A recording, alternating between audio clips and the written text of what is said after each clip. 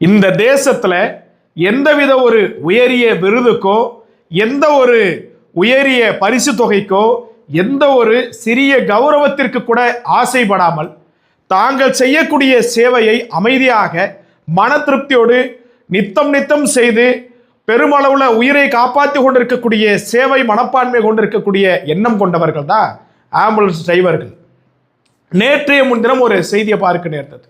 Tamim அப்படின்ற ஒரு கேரள மாநிலத்தை சார்ந்த ஆம்புலன்ஸ் டிரைவர் அங்க இருக்கக்கூடிய ஒரு குழந்தைக்கு 516 கிலோமீட்டர் தாண்டி போனா மட்டும்தான் அந்த குழந்தைக்கான மருத்துவம் பார்க்க முடியும், இருதய பிரச்சனை இருக்குது, உடனடியாக கொண்டு செல்லணும்னு சொல்லிட்டு மருத்துவர்கள் சொல்றாங்க.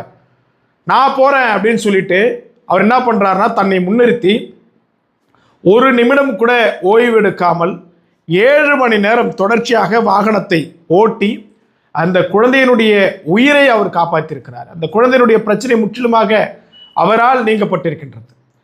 1000 நன்றிகள் சொன்னாலும் அவருக்கு ஈடாகாது. இப்போ நம்ம பலருக்கும் சொல்லுவோம், இவங்க இதை செஞ்சாங்க, அவங்க செஞ்சாங்கட்டு. ஆனால் பெருமளவில் ஆம்புலன்ஸ் டிரைவர்கள் இதை செய்கிறாங்கன்னு யாராலும் பாராட்டப்படுறது கிடையாது. ஆனால் கடவுளுக்கு நிகரானவர்கள், விவசாயிகள் போன்றவர்கள் அவர்கள். எப்படி நாம் இன்னைக்கு உண்பதற்கு உயிர் வாழ்வதற்கு விவசாயிகள் தேவையோ அதுபோல தான் ஆம்புலன்ஸ் ஊழியர்களும். நம்ம எல்லையில் பாதுகாக்கக்கூடிய ஒரு இராணுவ வீரருக்கு சமமானவர் தான் இந்த ஆம்புலன்ஸ் டிரைவர்.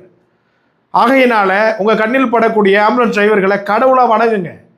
அதே போன்று இது போன்ற சேவைகளை செய்யக்கூடிய, இது போன்ற உயிர்களை காப்பாற்றக்கூடிய ஆம்புலன்ஸ் டிரைவருக்கு என்று ஒரு சிறப்பு திட்டம் என்பது அரசாங்கத்தால் உருவாக்கப்பட வேண்டும். அவர்களுக்கும் கௌரவிக்கும் பொருட்டு அவர்களுக்கு விருதும் வழங்க வேண்டும், அவர்களுக்கு பரிசு தொகையும் வழங்கப்பட வேண்டும்.